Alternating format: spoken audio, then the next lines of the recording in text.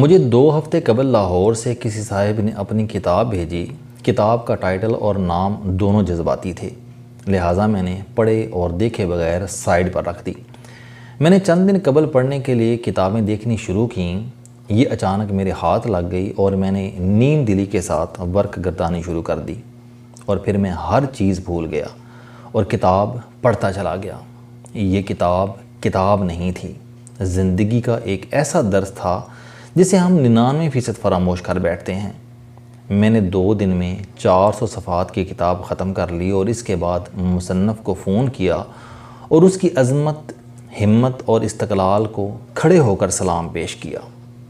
بے شک اس شخص نے صرف کتاب نہیں لکھی تھی، اس نے کتاب زندگی تحریر کی، اور اس کتاب زندگی کو ہر اس شخص کو پڑھنا چاہیے جو زندگی سے مایوس ہو رہا ہے، یا پھر جسے زندگی کی قدر نہیں، یا پھر جو زندگی کے مسائل سے جلد گھبرا جاتا ہے۔ میرا اب مصنف کے ساتھ عقیدت اور شاگردگی کا رشتہ بن چکا ہے، اور میرا دعویٰ ہے کہ آپ بھی اگر یہ کتاب پڑھیں گے تو آپ بھی اسی بندھن میں بن جائیں گے۔ یہ کتاب درد کا سفر پھلروان شہر کے ایک عام سے نوجوان امجد صدیقی کی داستان حیات ہے، اور اسے اس ہی نے لکھا ہے، اور اگر وہ یورپ یا امریکہ میں ہوتا تو اب تک اس پر 10-20 فلمیں بن چکی ہوتیں۔ بھارت میں بہرحال ان پر فلم بن رہی ہے، تاہم یہ اب تک درجنوں بین الاقوامی ایوارڈز حاصل کر چکے ہیں۔ امجد صدیقی کون ہیں اور انہوں نے ایسا کیا کارنامہ سر انجام دیا جس نے مجھ جیسے پریکٹیکل شخص کو بھی حیران کر دیا؟ امجد صدیقی کے والد کپڑے کا کاروبار کرتے تھے اور اخبارات کے ڈسٹریبیوٹر اور نامہ نگار بھی تھے۔ امجد صدیقی بچپن میں لوگوں کے گھروں میں اخبارات پھینکتے رہے۔ یہ 1979 میں روزگار کے سلسلے میں سعودی عرب چلے گئے اور بڑی مشکل سے بینک میں ٹائپسٹ کی نوکری حاصل کر لی۔ پنجاب میں اس زمانے میں اگر لڑکا سعودی عرب چلا گیا ہو، اسے ملازمت مل گئی ہو تو رشتوں کی لائنیں لگ جاتی تھیں۔ امجد صدیقی کے ساتھ بھی یہی ہوا، اور ان کی والدہ نے ایک خوبصورت لڑکی سے ان کی منگنی کر دی، اور یوں یہ لوگ خوش اور مطمئن ہو گئے اور ہر چیز منشا کے مطابق پرفیکٹ چلنے لگی۔ لیکن پھر یہ زیارت اور دعا کے لیے مدینہ منورہ گئے۔ واپسی پر کار کا ایکسیڈنٹ ہوا اور ان کی زندگی کا دھارا بدل گیا۔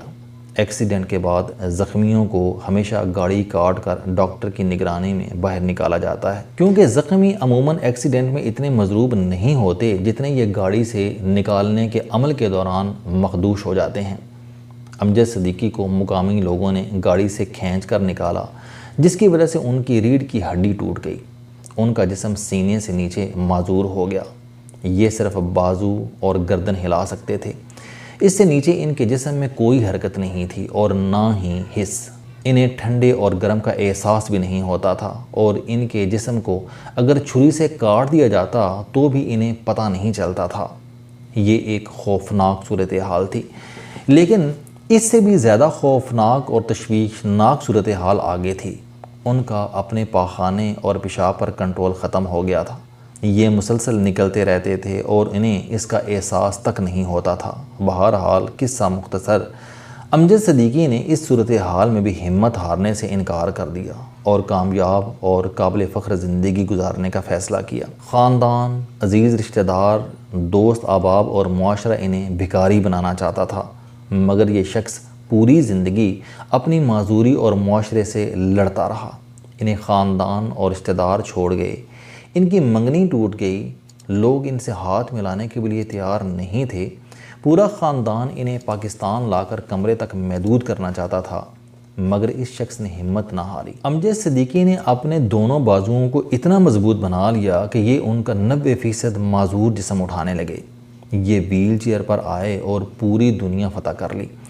امجد صدیقی کی آپ بیتی درد کا سفر ایک ایسے معذور مگر کامیاب اور خوشحال شخص کی کہانی ہے جس نے معاشرے کی کسی بھی رکاوٹ کو اپنا راستہ نہیں روکنے دیا۔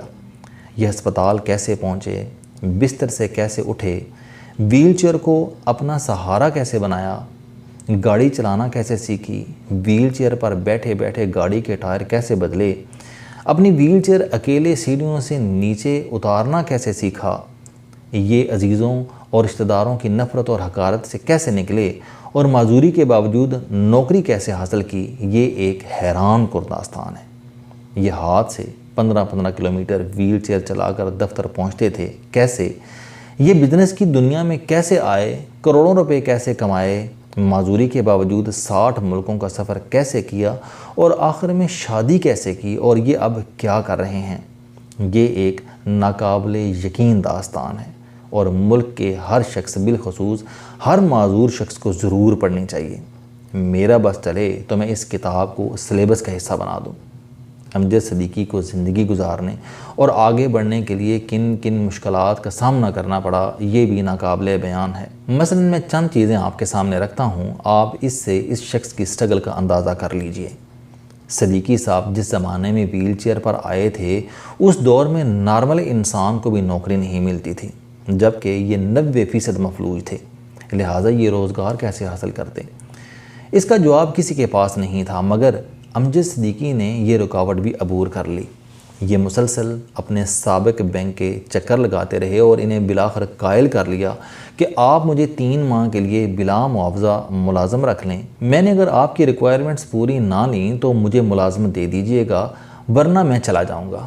بینک راضی ہو گیا اور اس کے بعد یہ شخص روزانہ ہاتھ سے 15 کلومیٹر ویل چیئر چلا کر بینک جاتا رہا۔ یہ اس سفر کے لیے رات 3 بجے اٹھتے تھے، تیار ہوتے تھے، ہاتھ سے ویل چیئر دھکیل کر 15 کلومیٹر کا سفر کرتے تھے اور بینک کھلنے سے 1 گھنٹہ پہلے وہاں پہنچ جاتے تھے، اور اس روٹین میں ایک دن بھی تعطل نہیں آیا۔ یہ اتنی تکلیف کیوں اٹھاتے تھے؟ کیونکہ بسوں اور ٹیکسیوں میں اس زمانے میں ویل چیئر کی گنجائش نہیں ہوتی تھی۔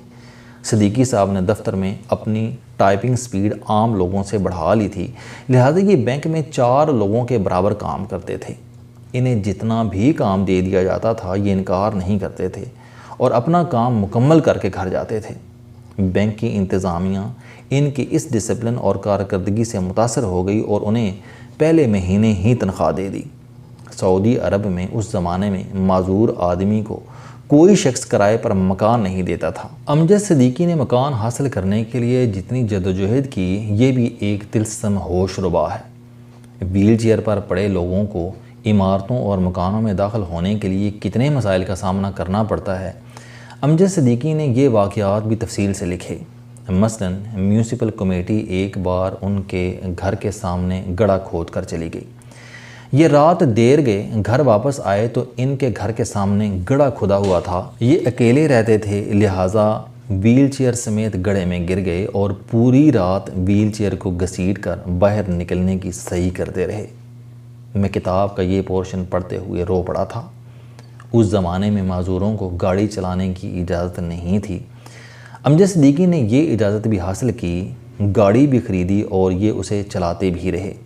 یہ ویل چیئر کو کس طرح گاڑی کے قریب لاتے تھے، پھر بازوؤں کی طاقت سے کس طرح اچھل کر ڈرائیونگ سیٹ پر گرتے تھے اور پھر ویل چیئر کو کس طرح سڑک سے اٹھا کر فولڈ کرتے تھے اور اسے کس طرح سائیڈ سیٹ پر ایڈجسٹ کرتے تھے، یہ پورشن بھی ناقابل یقین ہے۔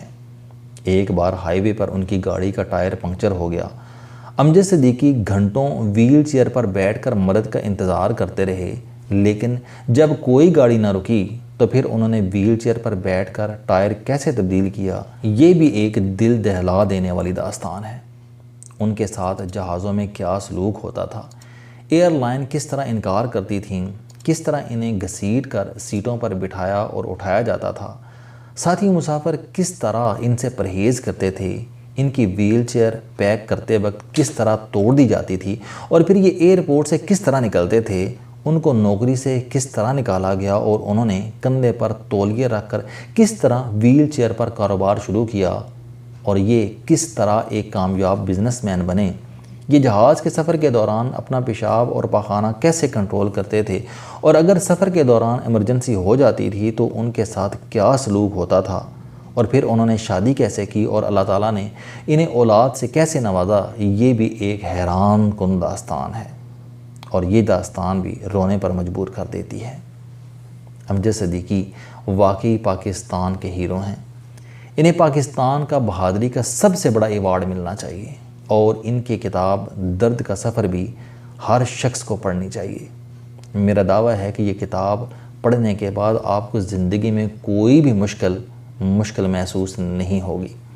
آپ کو زندگی کے تمام مسائل سے پیار ہو جائے گا اور آپ روز اپنے آپ سے کہیں گے اگر امجد صدیقی کر سکتا ہے تو میں یہ کیوں نہیں کر سکتا۔ دوسرا، آپ اس اللہ کا شکر ادا کرنے پر مجبور ہو جائیں گے جس نے آپ کو مکمل بھی بنایا اور آپ کو اپنا جسم اور اپنی ضروریات بھی خود پوری کرنے کا سلیقہ دیا۔ اللہ آپ پر کتنا مہربان اور رحیم ہے، آپ کو اس کا احساس یہ کتاب پڑھ کر ہوگا اور آپ بھی میری طرح آخر میں یہ کہنے پر مجبور ہو جائیں گے امجد صدیقی صاحب تسی گریٹ ہو، اور آپ بھی دونوں ہاتھوں سے ان کی عظمت کو سلام پیش کرنے پر مجبور ہو جائیں گے۔ السلام علیکم۔ آپ سٹوڈنٹ ہیں، کوئی جاب کرتے ہیں، کاروبار کرتے ہیں، یا پھر آپ گھریلو زندگی گزار رہے ہیں۔ اگر آپ اپنی زندگی کو بدلنا چاہتے ہیں تو اس چینل علم دوستی پر آپ زندگی میں کامیابی کے لیے جاوید چوہدری صاحب کے موٹیویشنل، سوشل، سیلف ڈسکوری سے ریلیٹڈ اور صحت سے متعلق بے شمار کالم سن سکتے ہیں۔ میرا دعویٰ ہے کہ یہ چینل آپ کی زندگی بدل دے گا۔ اس چینل کا مقصد اچھی باتیں معاشرے میں پھیلانا ہے اور اچھی بات کو دوسروں تک پہنچانا صدقہ جاریہ ہے۔